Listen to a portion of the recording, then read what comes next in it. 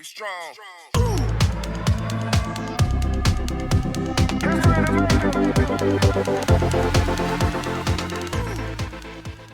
Hello दोस्तों, तो boost study में आपका स्वागत है। तो आज हम लोग पढ़ाएंगे कि डीसी मोटर क्या है। तो डीसी मोटर और ट्रांसफार्मर के बारे में आज बात करेंगे मेनली। तो डीसी मोटर का डेफिनेशन क्या है, तो आप देख सकते हैं कि यहाँ पर एक नॉर्थ पोल और साउथ पोल है, और नॉर्थ पोल का साउथ पोल का बीच में ये एक परमानेंट मैग्नेट है। पावर मैग्नेट के बीच में हम एक कम्यूटेटर लगा दिए। इसको जो बोलेंगे कम्यूटेटर बोलेंगे। तो इसमें से क्या होगा कि इसमें से हम सप्लाई देंगे प्लस माइनस सप्लाई देने से क्या होगा, इसमें ये जो चीज़ यहाँ पर दिया गया है, ये एक कॉयल है कि नंबर ऑफ वाइंडिंग्स है। तो ये वाइंडिंग्स के अंदर से करंट पास होगा। तो करंट पास होने से क्या होगा कि इसमें एक मैग्नेटिक फील्ड जनरेट होगा, और मैग्नेटिक फील्ड कैसे जनरेट होगा वो आज हम बात करेंगे। तो मोटर का डेफिनेशन क्या है। मोटर एक इलेक्ट्रिकल मशीन है जो क्या करता है कि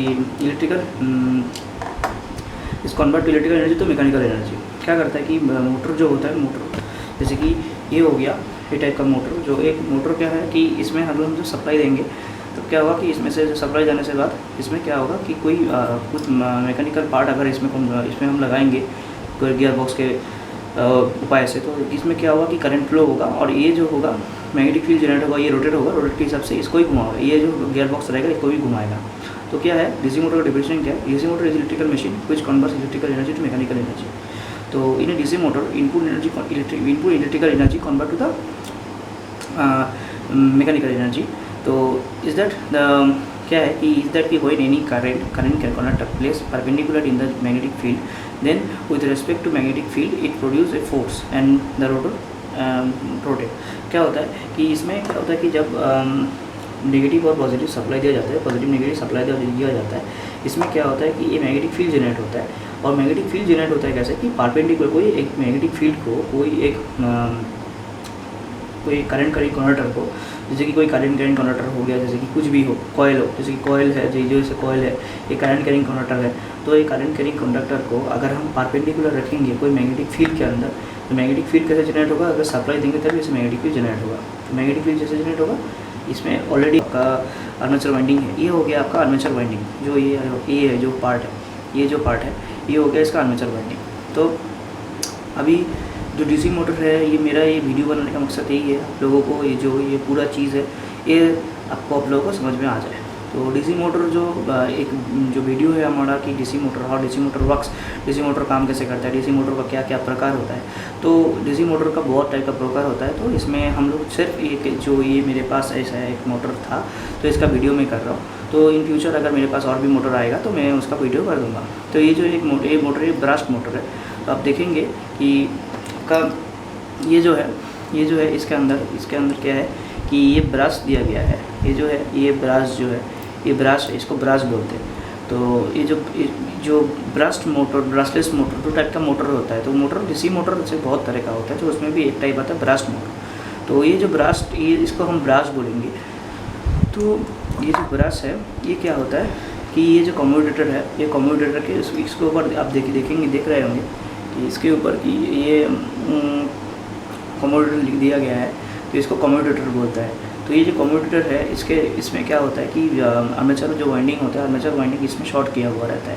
तो आपका इसमें सीरीज़ या पैरेलल करके इसके हर एक आर्मेचर को वाइंडिंग किया हुआ शॉर्ट किया हुआ रहता है। तो इसको हम बोलेंगे कम्यूटेटर। ये कम्यूटेटर मेन पार्ट है। ये कम्यूटेटर क्या करता है कि डीसी सप्लाई को ये कॉइल्स में प्रोवाइड करता है बाई थ्रू ये कार्बन ब्रश।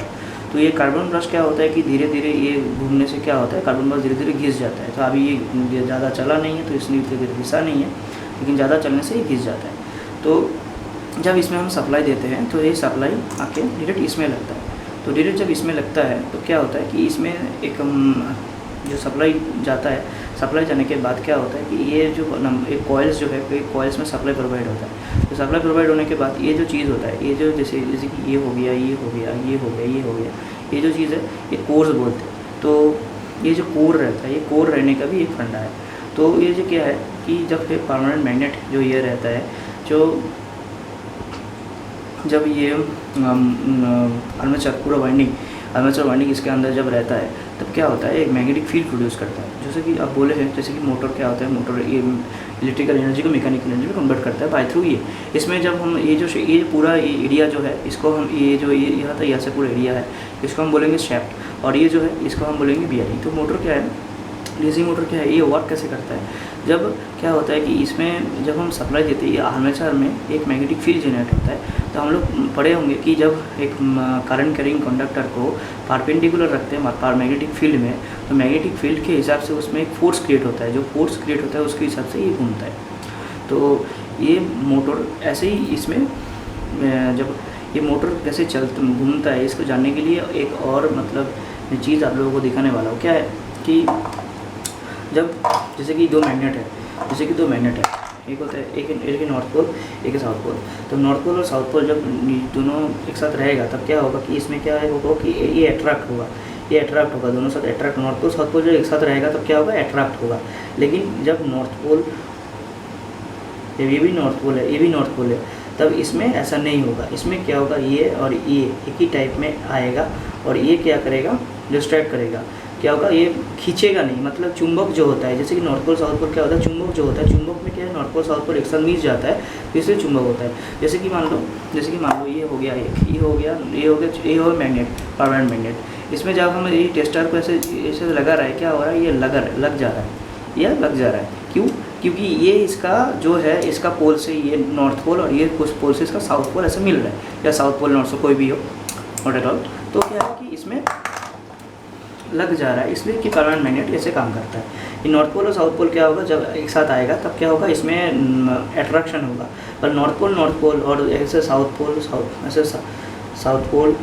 और साउथ पोल जब आएगा तब क्या होगा, ये डिस्ट्रैक्ट होगा, ऐसे करके डिस्ट्रैक्ट होगा।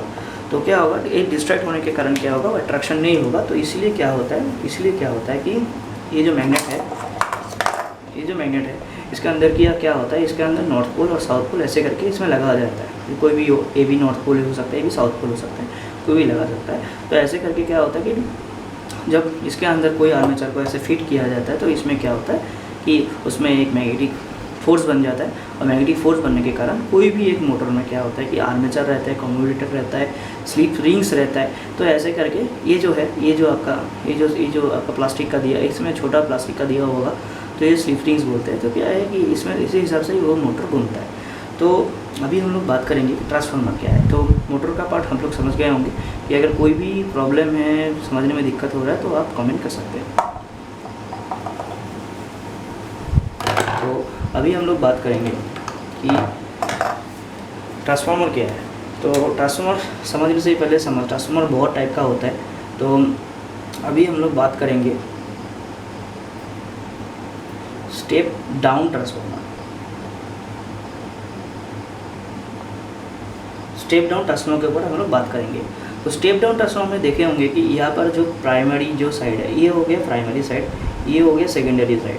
तो क्या है कि जो भी कॉइल्स होता है, कॉइल्स में क्या होता है कि मान लो जी ये हो गया, तो इसमें ऐसे करके ऐसे टाइप का और ऐसे टाइप का दो टाइप का कॉइल होता है। एक होता है एचबी और एक होता है एलबी, हाई वोल्टेज और लो वोल्टेज। तो हाई वोल्टेज और लो वोल्टेज क्या होता है कि हाई वोल्टेज लो वोल्टेज समझने के लिए आप लोगों को एक वीडियो में बनाऊंगा कि उसमें क्या होगा कि ट्रांसफार्मर कैसे बनता है। ट्रांसफार्मर तो डिस्ट्रीब्यूशन ट्रांसफार्मर जो है वो कैसे बनता है। डिस्ट्रीब्यूशन ट्रांसफार्मर जब बनाएंगे तो जब आप लोग दिखाएंगे आप हम लोगों को, तब आप लोगों को समझ में आएगा लो वोल्टेज और हाई वोल्टेज वाइंडिंग क्या है। तो अभी फ़िलहाल ये छोड़ दीजिए, और अभी फ़िलहाल हम लोग डिस्कस करते हैं कि प्राइमरी वाइंडिंग और सेकेंडरी वाइंडिंग किसको बोलते हैं। प्राइमरी मतलब क्या होता है कि जिससे इनपुट घुसता है, जिससे इनपुट घुसता है। और सेकेंडरी वाइंडिंग क्या होता है, सेकेंडरी वाइंडिंग जो होता है सेकेंडरी होता है कि इसमें से क्या होता है, आउटपुट भी निकलता है। इसमें से क्या होता है, आउटपुट निकलता है। प्राइमरी वाइंडिंग से इनपुट घुसता है और सेकेंडरी वाइंडिंग से आउटपुट निकलता है। तो जैसे कि ये मेरे पास एक ट्रांसफार्मर है, तो ये जो ट्रांसफार्मर है, ये ट्रांसफार्मर में क्या है कि इसमें से क्या हो रहा है, ये जो 230 वोल्ट इसमें से घुस रहा है। तो ये एक 12012 का 230 वोल्ट सिंगल फेस का एक ट्रांसफार्मर है। अभी इसको मैं सिंगल फेस क्यों बोला, तो ये इसके लिए भी दूसरा एक वीडियो बनाएंगे, सिंगल फेस ट्रांसफार्मर क्या है, 3 फेस ट्रांसफार्मर क्या है। तो 3 फेस ट्रांसफार्मर क्या है, सिंगल फेस ट्रांसफार्मर क्या है, वो जानने से पहले आप लोगों को पहले जानना पड़ेगा कि ट्रांसफार्मर असली एक्चुअली होता क्या है। तो ट्रांसफार्मर एक्चुअली होता क्या है, इसको जानने के लिए ट्रांसफार्मर का डेफिनेशन जानना पड़ेगा कि ट्रांसफार्मर क्या है। ट्रांसफार्मर एक स्टैटिक डिवाइस है जो क्या करता है कि एक सर्किट से दूसरा सर्किट में, जैसे कि ये एक सर्किट हो गया, ये एक सर्किट हो गया, ये सर्किट से दूसरा सर्किट में क्या होता है, ट्रांसफॉर्म करता है वोल्टेज को बाय रिस्पेक्ट टू वोल्टेज। मतलब क्या है कि इसमें से जितना सप्लाई हम लोग दे रहे हैं यहाँ से उसका कम भी निकल सकता है, ज़्यादा भी निकल सकता है, समान भी निकल सकता है।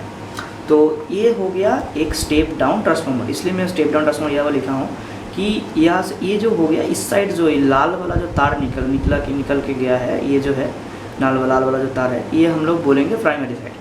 और ये जो साइड हो गया ये, इसको हम बोलेंगे सेकेंडरी साइड। तो आप लोगों को समझ में आ गया होगा कि ट्रांसफार्मर का दो साइड होता है, एक प्राइमरी और एक सेकेंडरी। तो प्राइमरी साइड में क्या होता है, इनपुट घुसता है, और सेकेंडरी साइड में क्या होता है, आउटपुट निकलता है। तो इसमें क्या है 12, ये एक 12-0-12 ट्रांसफार्मर है, आपको तो बोला ही था। तो ये 12-0 वाला क्या है, 12-0 और 12, तो ये जो है 0 नंबर है। तो इसमें से अगर ये और ये वायर हम पकड़ ले तो ये 12 वोल्ट का होगा, और अगर ये वायर पकड़ ले तो ये 12 वोल्ट का होगा। लेकिन अगर ये वायर और ये वायर पकड़ ले तो ये 24 वोल्ट का होगा। क्यों? तो आप बोल सकते हैं कि इसकी क्यों हो रहा है।